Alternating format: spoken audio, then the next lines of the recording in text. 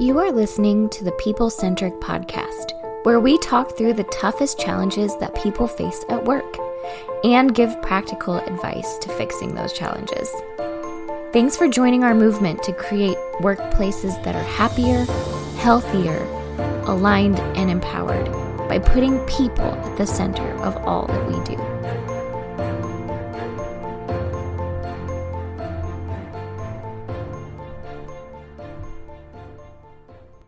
Hi, People Centric leaders. It's Bethany Taff. I have Diana Royalty on with us today and Philip Herzog. Do you guys want to say hey? Hi, guys. Welcome to the podcast. Hay is for horses, but grass is cheaper. Is for horses. Have you heard that? That's a Coloradoism. You're welcome. You're welcome. It's great. It's great. Did you just say happy birthday after that, or did I just hear that? No, a Coloradoism. Oh, Colorado. I know, but I thought you dropped your joke and then said happy birthday. And then no. If someone's listening and it is your birthday, that was for you. I don't know that that's a Coloradoism because I've heard it in Missouri. Wow. But in Missouri, it's hay is for horses, grass is free. If you live on a farm, you get all three. Whoa. I've not heard that last part. Oh, there you go. Like so many things in life, Diana unlocks the fuller wisdom. That's true. So is it that we should just live on farms? I am uncertain as to what it means. What are we supposed to do with that, Diana? I don't know. Whatever you want to do with it. Okay. Do with it. That's great. Well, thank you both for your input this morning. This has nothing to do with our topic, but what we are going to talk about is the fact that we are ending 2025 really soon. So we're close to the year. When we record this is like mid-November. And a lot of people right now, lots of companies are already starting to think about 2026. They're looking at next year saying we need to go ahead and create a strategic plan for next year. Which is great. And we are big advocates of it. We're facilitating a lot of strategic plans right now, but, we still have like a month and a half left in the year. And so there's still work to be done for the current year. And so as we were thinking about this, we were just thinking about, how do we talk about the objectives that still need some work going into the rest of the year? How do we really round off our current strategic plans, our current goals as organizations and teams, and to be able to feel really strong about where we're ending this year before really saying, okay, let's start executing for 2026. We want to finish strong for the year. So some of this, as we were talking about, is, how do we accurately assess how you did over this year? So, I just met with a client with their whole executive team, and we pulled up their strategic plan, and we looked at all the different projects they've done, and we had a really long list of completed projects this year, which is incredible. There was still a lot in the hopper, but we said, okay, how do we feel about what we've done? What do we still have to kind of finish for this year? And then what are the holes? Do we feel like we spent a lot of time on these two objectives, but there was this one right here that we still didn't, that we feel like still really needs a lot of focus and work? And what are the elements of that? What are the things that we need to do throughout the rest of the year? And what are the things that maybe we need to carry over into next year? And so that's kind of what we're going to talk about today, is really assessing those goals. And so I think some of the question is like, how do we talk about reviewing your strategic plan? I'm wondering if even some of you who are listening are like, oh, I forgot we made one. I totally was going to say that. I was going to say, like, hopefully you've looked at your plan over the course of the year and made adjustments as you went and said, we're on track or off track, or we need to do this. We need to change this, whatever that looks like. But yeah, hopefully you've looked at it all year, and this isn't the first time you're checking it out. We made it in January, and now it's November, and it's like, shoot, I don't remember what any of our goals are. That's what we hope you don't do. Right. I was thinking, go ahead. With that, when we talk about performance management or performance feedback, we often talk about the three questions. What do you want me to do more of? What do you want me to do less of? And what do you want me to keep doing? And I kind of like to imagine a team of people, if your strategic plan was a person, was a team member, and they came in, it's like, did we just leave you in the corner for 12 months? Did we only pull you out of the corner to talk about you or with you once a quarter and never engaged you again? Like, how close and involved were you with all the things we've been doing? To Diana's point, like, did we do what we wanted to do? So I think it's a great way to step back as a team and an organization, talking about everything as a whole. What do we want to keep doing? What do we want to do less of? And what do we want to do more of? Some of your strategic objectives might really continue into next year, just like what's the 2.0 or 3.0 version. And then there could be some that you've completed and you can shed and move on to newer, bigger, greater goals as well. Yeah, so let's talk about that a little bit more. What if our listeners are listening to this and they're sort of saying like, what if we didn't meet some of our objectives? Maybe we did pull out our strategic plan and we're kind of looking over it, and there were some that we just didn't meet. What would we say to them? What do we do with that? Well, I'll be honest, there are some that we didn't meet, right? As people centric as a team, there are some we didn't meet. And I think we strategically said that's okay. And now we have to determine for next year, like, is this still important? Is this still something we wanted to do? We originally did, but let's reevaluate. Is it still important? Is it still fit into the bigger picture? And why didn't we get it done if it was a strategic goal? So was it time? Was it resources? Was it energy? Was it, I don't know. It could be a million things, right? So I think you have to assess, is it still important and why didn't you do it? And discuss those things before you move it to the next year. Yeah. Yeah. So if you're going to carry something over to the next year, like what would make you decide if it's really worth it? And then when does that become too much? Like if are we going to do this every year? Does like a strategic plan just become like all the things we didn't accomplish the year before? How do we think about that?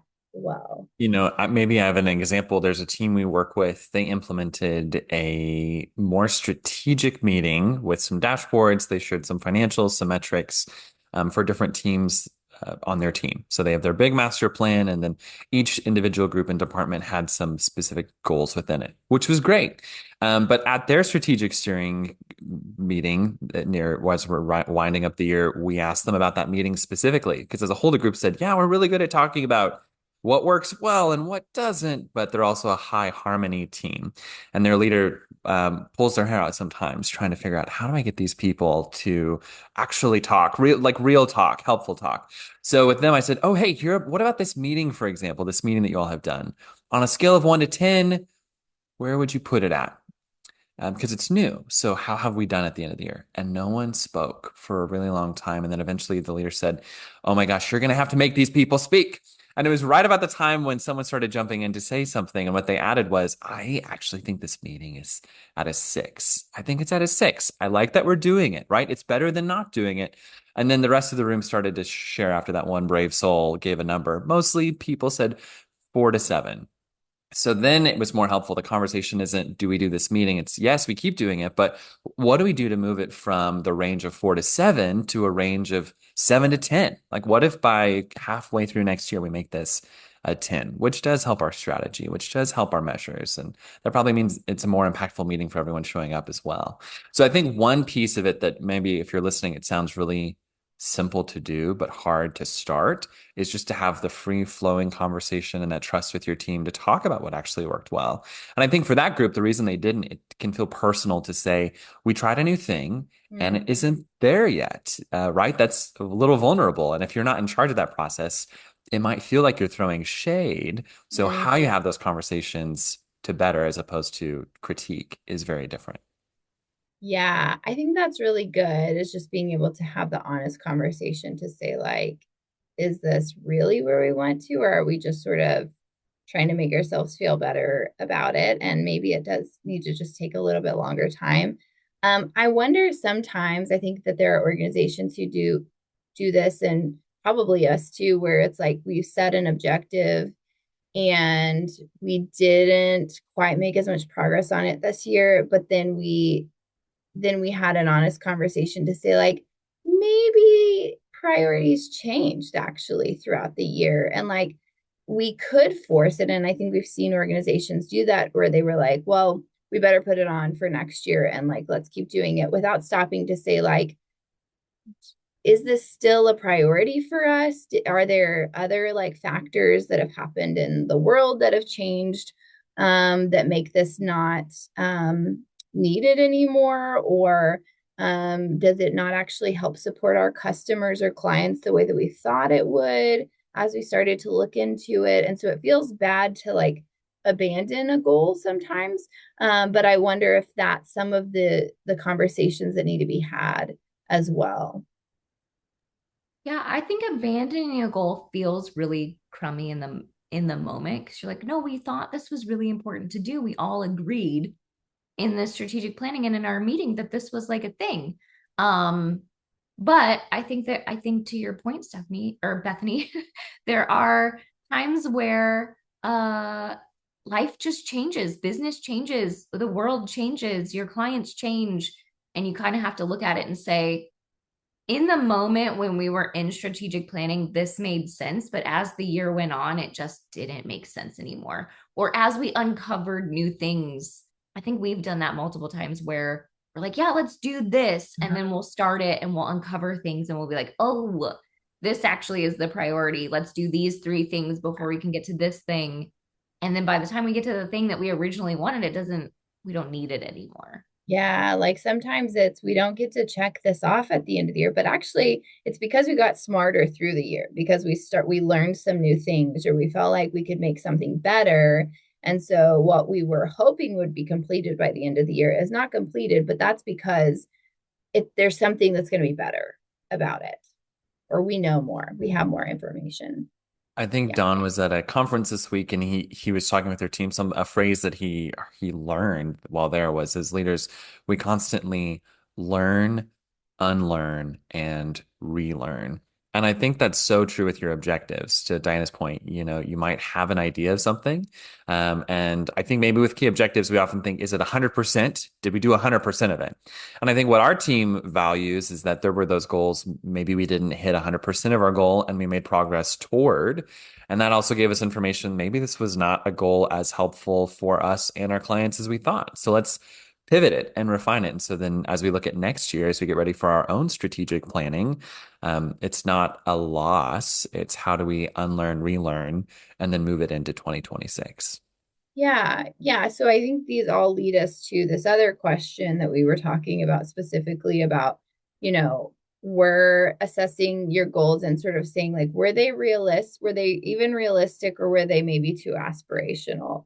Is it okay to say like, maybe this was aspirational and it wasn't like we couldn't actually maybe get this done? And what's the balance when you're setting those goals in the first place, right? Like, our goals supposed to be aspirational, like we probably aren't going to reach this, but we're going to make progress towards it? Or are you supposed to set goals that are really more realistic and achievable and all of that? I feel like there's two schools of thought on that.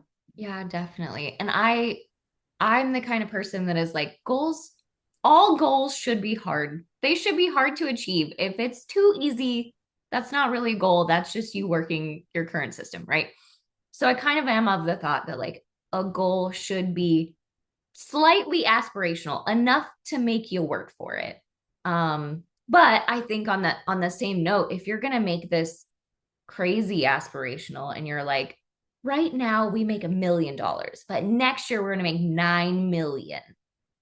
Well, unless you have a plan for that, a really solid plan for that, that seems very, very unrealistic.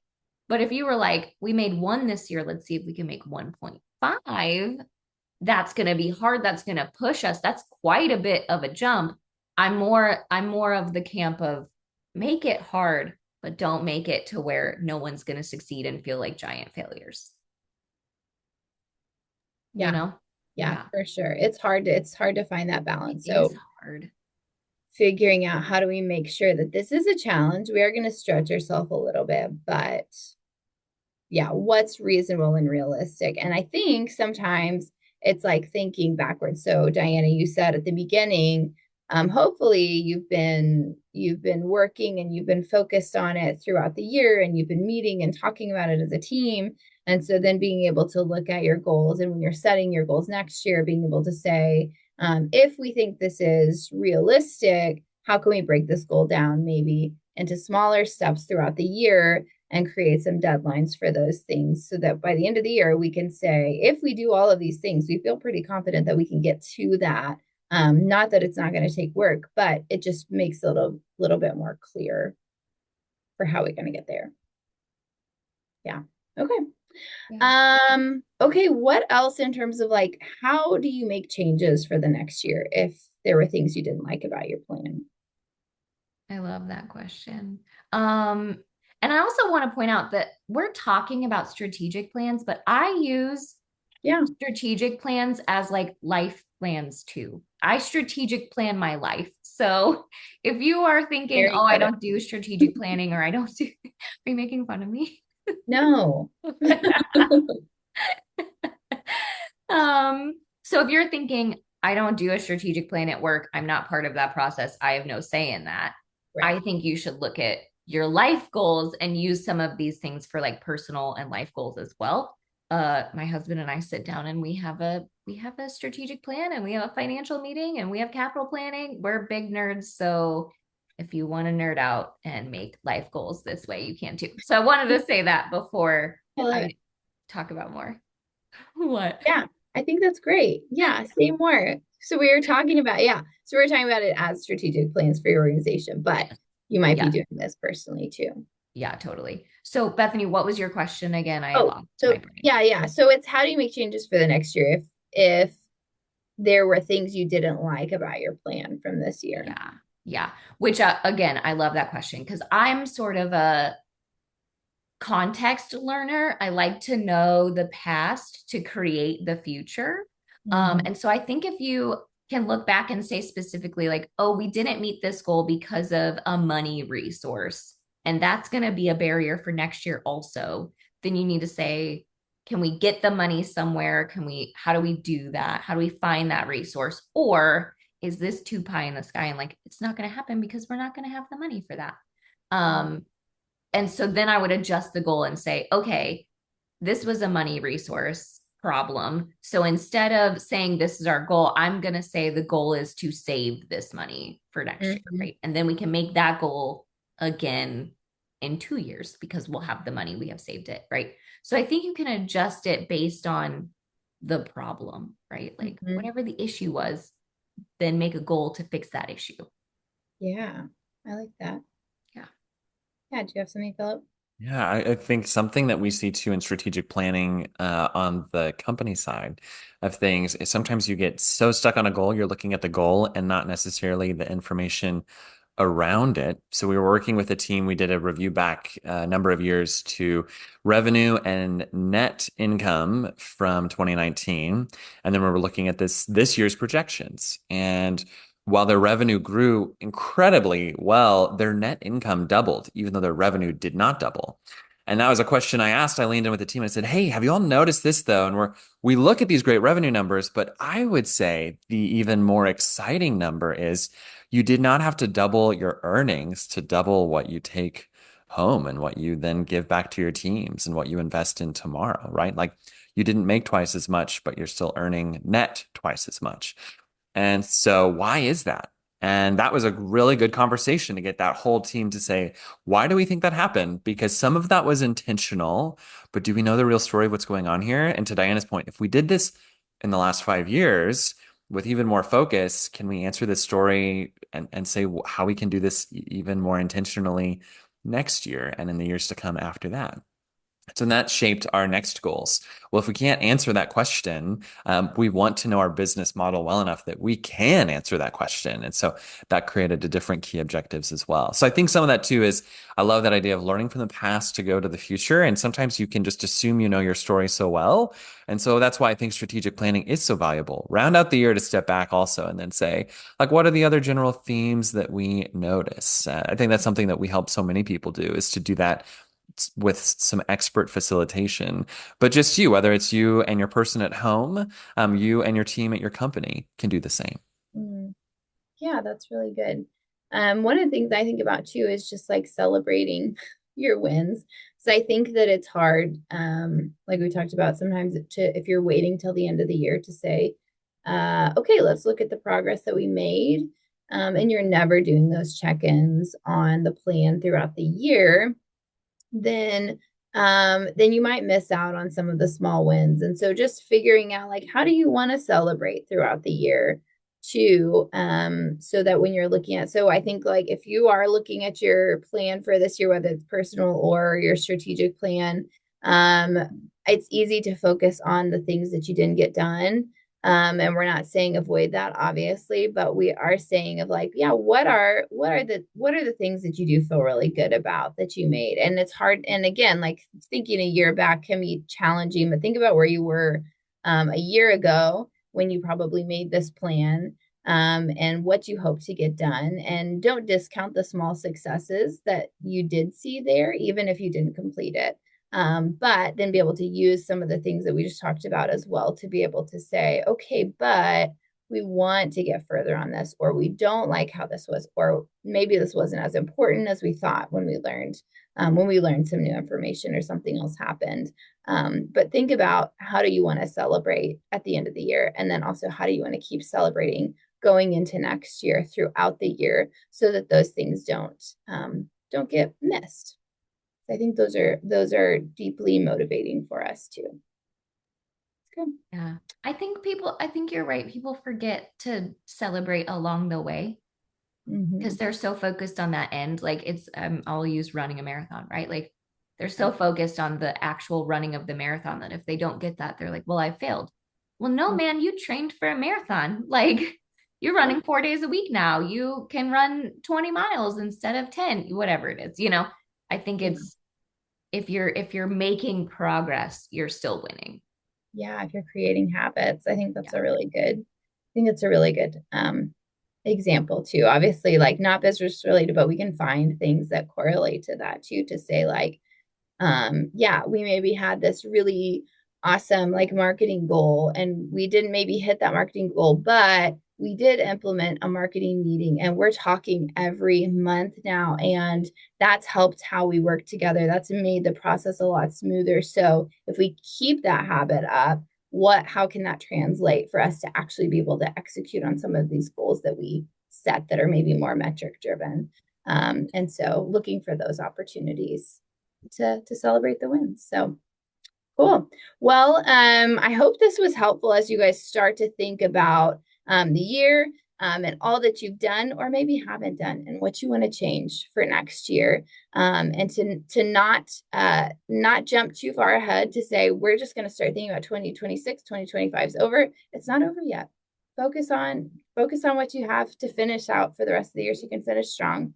And don't forget to celebrate your wins and don't forget to ask the hard questions, to say, what do we want to do differently and how do we want to change things and why did we not meet this goal the way that we wanted to meet it? And let us know how you did for the year. We want to hear about your progress for the year as well. Diana, anything you add? No, but I would love to hear about people's goals and how well they did because obviously I'm a goal nerd. I said that earlier. Love it. We want to celebrate your wins with you too. So if your company did awesome things this year and you want us to give you a shout out, I mean, we're not opposed to it. We'll do it. All right. Thanks, People Centric leaders. We will talk to you next time. Thank you for listening to the People Centric Podcast. We are so grateful for you joining us every week. If you like this content, please like and subscribe. Also, feel free to share on your social media with everyone that you know. It really does help us. If you would like to contact us, I have put our information in the show notes. Please reach out anytime. We love hearing from you. We will be back next week with a new topic. Until then, be well and lead well.